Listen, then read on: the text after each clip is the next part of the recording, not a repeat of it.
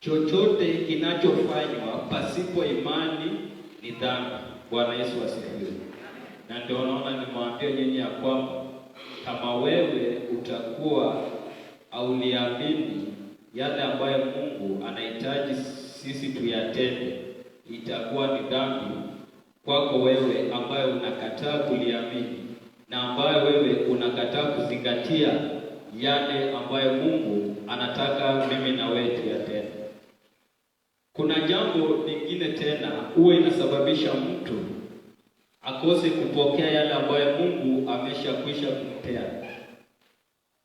Na hilo jambo mara nyingi inapata kila mmoja. Kutoa vitu ambayo imepungua. Kutoa kitu ambacho kimepungua. Tumetoa kwa imani, tunaenda, kuna vitu ambayo huwa tunatoa, lakini tunatoa kitu ambacho imepungua. Kwa mfano, kabla wewe haujatoa chochote mbele za Mungu, lazima moyo wako ilisemesana na wewe. Na wakati moyo wako ulisemesana na wewe, kuna jambo ambayo wewe ulisema ndani ya moyo wako, hii mimi nitamtolea Mungu. Bwana Yesu asifiwe. Huenda hiyo jambo ulisema ndani ya moyo wako kupitia ushuhuda ambayo mwingine alitoa na akasema, mimi Mungu amenitendea hivi na ni kwa sababu mimi nilisimama na Mungu hivi. Na ulipoketi katika kiti, ukiwa unasikiza katika redio, ukiwa unatazama TV, ukiwa ukasikiza katika crusade zote ambayo wewe unasikizanga, ikiwa ukasikiza sehemu zote ile ambayo umetembea, na kuna kitu ambaye ikakusukuma ndani ya moyo wako ya kwamba mimi nitamtolea Mungu hiki, na katika moyo wako ukasema hii ndicho nitamtolea. Kwa mfano, wewe huenda kwa moyo wako ulisema ya kwamba utatoa spika kama hii. Hiyo ni ndani ya moyo wako, kuambia mtu yeyote ya kwamba wewe utatoa spika kama hii. Bwana Yesu asifiwe. Na wakati ulikuwa umepanga katika moyo wako na unataka kukutana na Mungu wako, wewe ukabadilisha nia na ukaamua kutoa ile spika ya chini. Sasa tayari umepunguza ile matoleo yako ambayo ulikuwa umekusudia ndani ya moyo wako, ukatoa ile ambaye iko chini, ambaye hiyo haikuwa msukumo wako kutoka ndani. Bwana Yesu asifiwe.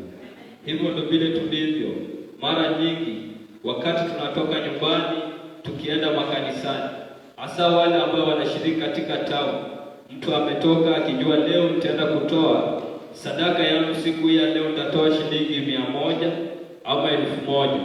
Lakini anapofika njiani anaona kuna headline ya gazeti imeandikwa mzuri, kama ni wazee wanapenda gazeti, wanaona katika kichwa imeandikwa mambo mazuri, anaona sasa ile kitu ambayo iko hii gazeti sitawacha, maana nikirudi sitaipata.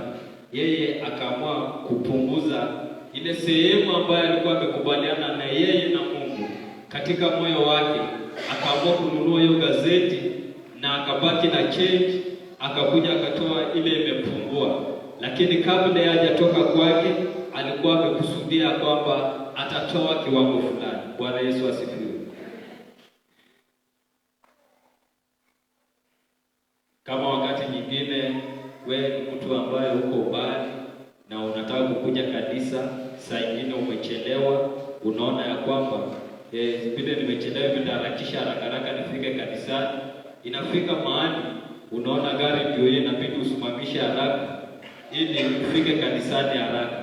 Utakuta ile kiwango ambayo ulikuwa umekusudia kutoa, kama ulikuwa umekusudia kutoa shilingi 50 na ukapata nauli ya shilingi 20, unakuta umeshapunguza, unakuja ukatoa kwa nyumba ya Mungu shilingi 30.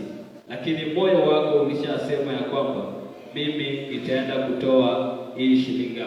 Bwana Yesu asifiwe. Wakati nyingine unakuta ulikuwa umeshasema jana jioni ya kwamba ikifika siku ya leo mimi nimeamua kusonga hatua nyingine, na ukasema sasa nikiamka asubuhi